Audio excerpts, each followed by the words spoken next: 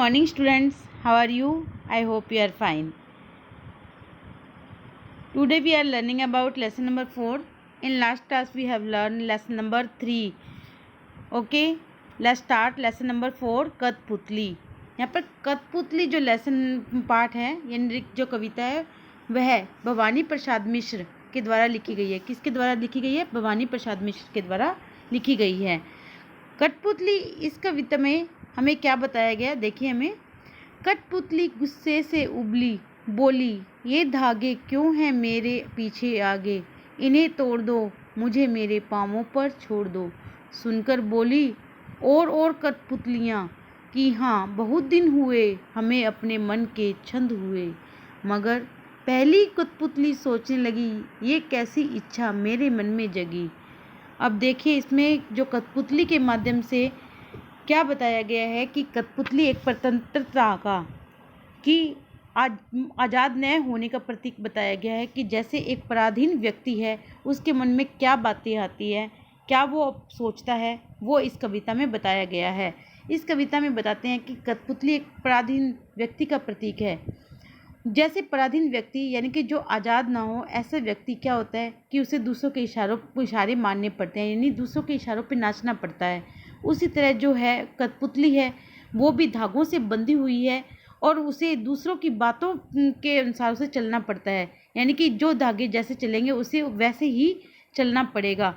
तो इसलिए कठपुतली बोल रही है कि ये धागे क्यों मेरे आगे पीछे हैं, अब इन्हें तोड़ दो, मुझे भी अपने पाँवों पर छोड़ दो कि मैं मुक्त होकर चलना चाहती हूँ, मैं अपने पैरों पर खड़ी होना चाहती हूँ. आप मेरी ये पराधीनता है वो ख़त्म करो.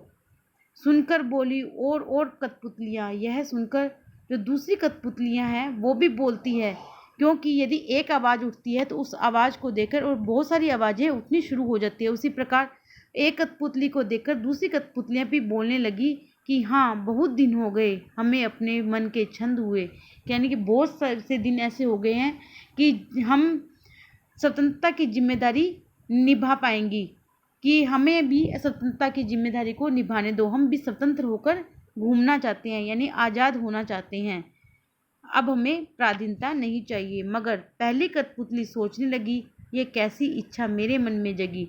जो पहली कठपुतली थी उसके मन में एकदम से ये आया कि मैंने ऐसी सोच कैसे रख ली कि मुझे स्वतंत्र होना चाहिए, क्या वह जो स्वतंत्रता की जिम्मेदारी है निभा पाएगी, क्योंकि उसने आवाज़ उठाई है तो और दूसरी जो लोग हैं उसकी जिम्मेदारी भी उसको ही उठानी पड़ेगी.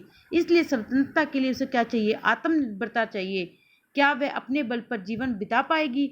इस तरह के जो विचार है वो कठपुतली के मन में आते हैं. और ये कठपुतली किसका प्रतीक बताया गया है? पराधीन व्यक्तियों का प्रतीक बताया गया है. ठीक है, कवि ने कठपुतलियों के माध्यम से पराधीन लोगों के स्वतंत्रता स्वावलंबन के भाव जगाने का प्रयास किया है. किसका प्रयास किया है? कि जो पराधीन व्यक्ति है उनके लिए उन्हें यह बताया गया कि आपको स्वाधीन होकर स्वतंत्र होकर काम करना चाहिए. उनके मन में ये भाव उठाने का प्रयास किया है. ओके, आई होप आपको ये कविता समझ में आई होगी. अब इसके प्रश्न उत्तर करते हैं हम. Let's start. देखिए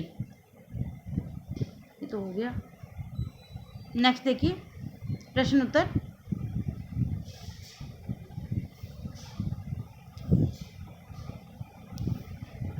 कठपुतली को गुस्सा क्यों आया? कठपुतली को गुस्सा क्यों आया अभी हम पढ़ के चुके हैं. क्यों आया देखिए.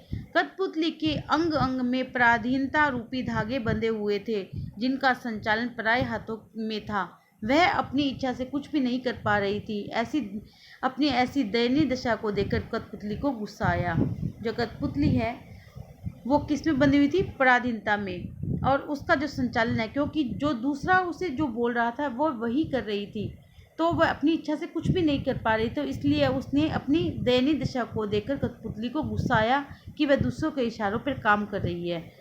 प्रश्न नंबर 2. कठपुतली को अपने पाँवों पर खड़ी होने की इच्छा है, लेकिन वह क्यों नहीं खड़ी होती? कठपुतली स्वतंत्र होना चाहती है, वह स्वावलंबी बनना चाहती है, लेकिन स्वतंत्रता के साथ आने वाली जिम्मेदारी और अपनी क्षमता के बारे में सोचकर वह झिझकती है. अपने पैरों पर खड़े होने का तात्पर्य है कि आत्मनिर्भर होना किसी से सहायता की अपेक्षा न करना। कठपुतली बिना दूसरे की सहायता के हिल डुल भी नहीं सकती।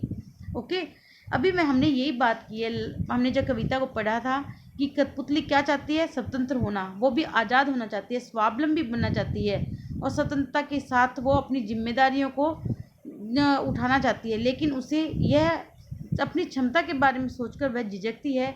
और अपने पैरों पर खड़े होने का क्या मतलब है कि आत्मनिर्भर होना, यानी कि किसी से भी आप सहायता की अपेक्षा नहीं कर सकते और बिना दूसरों की सहायता के आपको आगे चलना होगा। नेक्स्ट थर्ड, पहली कठपुतली की बात सुनकर दूसरी कठपुतली को क्यों अच्छी लगी? पहली कठपुतली ने पराधीनता के बंधनों से मुक्त होकर अपने बल पर जीने की इच्छा व्यक्त की। दूसरी कठपुतली अभी पराधीनता का कष्ट भोग रही थी, वे अपने मन की इच्छा के अनुसार जीवन नहीं बिता पा रही थी, इसलिए पहली कठपुतली की बात उन सभी को अच्छी लगी। क्यों अच्छी लगी थी? क्योंकि जो पहली कठपुतली है उसने कहा कि वह पराधीन नहीं रहेगी, वो भी अब स्वतंत्र होना चाहती है, यानी मुक्त होकर जीना चाहती है। तो उसको देखकर जो दूसरी कठपुतलियाँ थी वो भी जो कष्ट भोग रही थी, उनके मन में आया कि हमें भी ऐसा जीवन नहीं बिताना है और हम भी अपने हिसाब से अपना जीवन जीना चाहती है। ये इस बात सभी को अच्छी लगी। ओके, नेक्स्ट देखिए प्रश्न नंबर 4।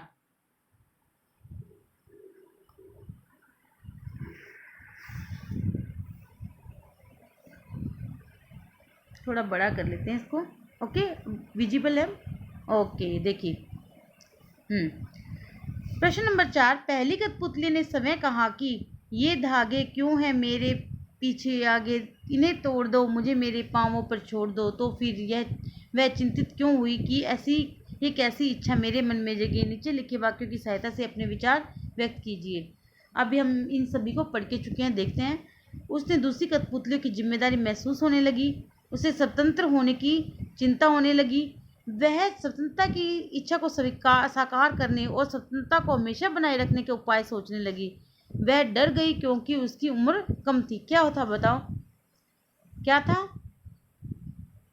हाँ, उसे था कि जो दूसरी कठपुतलियाँ हैं वो भी स्वतंत्र होने की इच्छा प्रकट करने लगी। तो वह पहली कठपुतली सोच में पड़ गई कि शायद वह दूसरी कठपुतलियों की जो जिम्मेदारी है वो उठा पाएगी या नहीं उठा पाएगी। जब पहली कठपुतली पर सबकी स्वतंत्रता की जिम्मेदारी आती है तो वह इतनी बड़ी जिम्मेदारी को बिल्कुल नई जिम्मेदारी उठाने से उसको क्या लगता है? डर लगता है। इसलिए वह सोचती है कि ये इच्छा मेरे मन में कैसे आ गई। ओके, नेक्स्ट प्रश्न है, कविता से आगे देखिए। बहुत दिन हुए हमें अपने मन के मुक्त छंद। इस पंक्ति का अर्थ और क्या हो सकता है? दिए हुए वाक्यों की सहायता से सोचिए और अर्थ लिखिए। बताइए। बहुत दिन हो गए मन में कोई उमंग नहीं थी। बहुत दिन हो गए मन में कोई, उनके भीतर कोई कविता सी कोई बात नहीं उठी जिसमें छंद और लय हो। बहुत दिन हो गए गाने गुनगुनाने का मन नहीं हुआ। बहुत दिन हो गए मन का दुख दूर नहीं हुआ और मन में खुशी आई। क्या था बताओ, क्या था? इस पंक्ति का अर्थ है कि हमें मन चाहे ढंग से जीने अर्थात स्वतंत्र जीवन जीने के अवसर नहीं मिला। क्या था? कि उन्हें स्वतंत्र जीवन जीने का अवसर ही नहीं मिला था। नीचे 2 स्वतंत्रता आंदोलनों के वर्ष दिए गए हैं। इन दोनों आंदोलनों के दो स्वतंत्रता सेनानियों के नाम बताने हैं आपको। ओके, देखिए, एक है सन 1857 और दूसरा है सन 1942। तो 1857 के कौन थे? झांसी की रानी लक्ष्मीबाई और तात्या टोपे। ओके, और 1942 में कौन थे? गांधी जी थे, जवाहरलाल नेहरू थे। ये तो पता ही है, आज़ादी का टाइम था। आज़ादी हुई थी अपनी 1945 में, यानी 1945 में। और वो किसने लड़ी थी ये लड़ाई? ये महात्मा गांधी, जवाहरलाल नेहरू ने। तो आप इन दोनों के नाम लिख दीजिए। और 1857 की क्रांति के मुख्य सेनानी थे झांसी की रानी लक्ष्मीबाई और तात्या टोपे। ओके,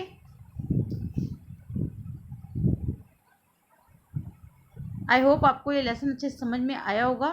आप इस लेसन को अच्छे से रीड करिए, अच्छे से सुनिए इस वीडियो को और लर्न करके राइट करके देखिए, आपको अच्छे से समझ में आ जाएगा। Okay, thank you, have a nice.